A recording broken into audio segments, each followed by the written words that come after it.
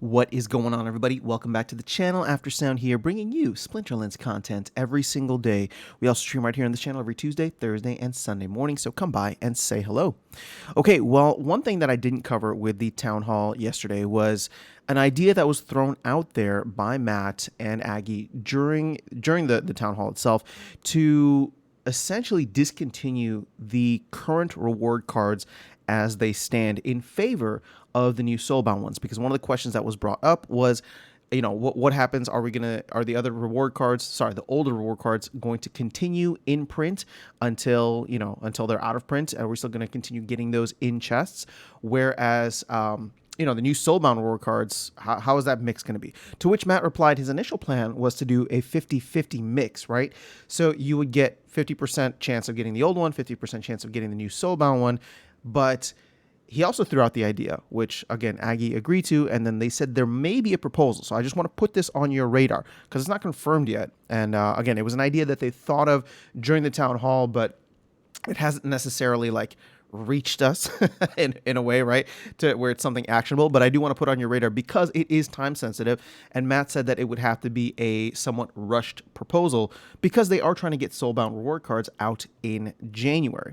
So if that ends up being the case, and they put this proposal out to essentially discontinue all reward cards as they currently stand, and immediately switch to the new soulbound reward cards, I want to give you all the heads up. I also want to let you know that I am very much for it. And I know I can already tell that there's going to be a lot of folks who are against it because they want to be able to continue earning cards that have value, earning assets and rewards that have value. And this will just seem like shutting off another valve earlier than was anticipated, right? So the reason I'm for it is, once again, I'm just looking at this as a game now and not necessarily as an investment. Don't even have all the cards leveled up or maxed out. I did go through and start, buying up some of the commons yesterday for super cheap. And I'll probably go ahead and max out. I think I actually have most of the rares maxed.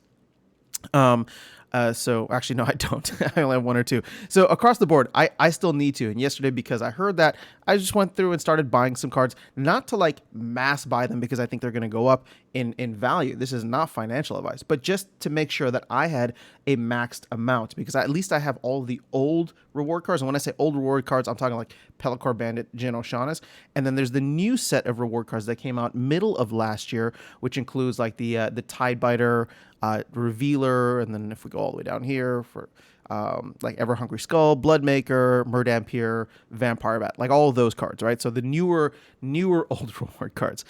So we'll call them old reward cards, new old reward cards, and then the soulbound reward cards that are coming in. So I'm for this. I would love to make. Let me put it this way. I would just love to completely turn a page on 2022. I think from a coding perspective, from a development perspective, Matt's saying that it would be a little bit easier as well. And I am looking forward to these new cards. It's not like I want to get a ton more Ever Hungry Skulls in my chests, especially if they're like a 1 penny.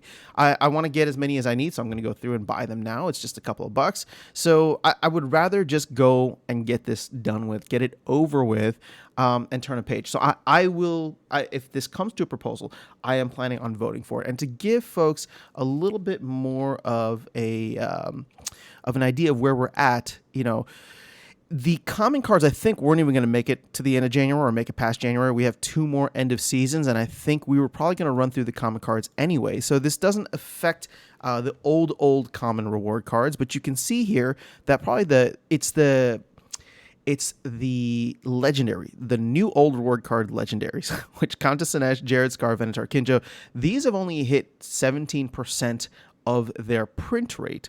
So again, this video is to let you know it's also an FYI if you don't have these cards maxed out, which again, I didn't because I was just planning to earn them while playing the game.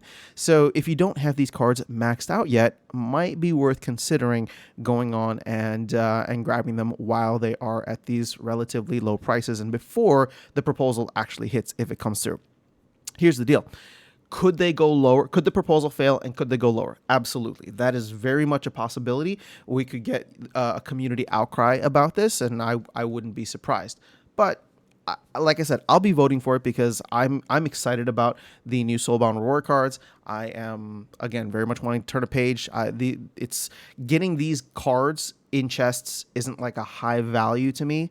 And sure, am I playing for the rewards? Absolutely, I want to get good rewards, but we also found out that there is a plan to make the Soulbound reward cards much or unlockable, I should say. And the way that they sound is like something that could be much more valuable than a lot of these cards in terms of the new abilities they have, the ways in which they might make or break the new meta, which again is it's going to be kind of cool. So I'm willing to play that long game. I'm willing to start now, play that long game for 2023. Hopefully acquire as many of these Soulbound reward cards as possible, unlock them at a later point if I have extra and I want to sell them. But yeah, I mean, getting more vampire bats and exploding rats and all this stuff. Like again, it's not necessarily what I would want, and I'm ready and willing to turn that page. So I just want to put this on your radar. I also want to get your feedback just to get a little pulse of the community here, how you would feel about a proposal like this. Now, if the plan is to get it out in January, that would mean that we have roughly like 4 weeks. Now, keep in mind, there's 4 or 5, I guess, release cycles in January. I believe the last of which is going to be January 31st. Let me check my little calendar here. Yes, January 31st. So I would assume that if they were going to try and make this happen in January, we would get it the 24th or most likely the 31st. So that would give some time still for this all to be printed out, and you'd have some time because, you know, the proposal would need to run for a certain amount of days, and then they'd give us some time. But, you know, as it stands, I am starting to take a lot of the earnings that I have now, and instead of just hanging on to them or converting them to DEC, I am putting them into a lot of these reward cards, which, as you saw on the market, you know, these are all going for like pennies right now. And especially if you buy like maxed out versions. I mean, check this out. This thing is going for half a penny per BCX. Even less than that. It's $1.89. So again, not terrible. I'm not saying that you need all of them, but there are definitely certain cards that I think are going to be popular. You know, I've really enjoyed playing with Jared Scar. I need to get my Venator Kinjo leveled up as well. My Countess Sinesh leveled up. I think I play with the two epic cards quite a bit now. Revealer, once you get the what's that called, the immunity at level 4, which is a lot of fun. And then Tidebiter is one that I really like playing with all the blast stuff and the reflection shield. So again, just an FYI, just a PSA for you to start considering leveling up your cards if you're planning to level them up. And then again, I'm not an investor. This is not investment advice. But, you know, if these cards are essentially going to go out of print much earlier than possible, then for all the investors out there that are trying to scoop them up for the players that come in 2024 and 2025, might be worth considering. That's all I'm saying. That's all I'm saying. I'm not doing it. I'm just trying to get whatever I need to have a max deck, at least for gold. And if I can get up to diamond plus, then I'll be happy. But that is all I have for you guys in this video. Let me know your thoughts in the comments below. I'll catch you all in the next one and see you around the game. Take care.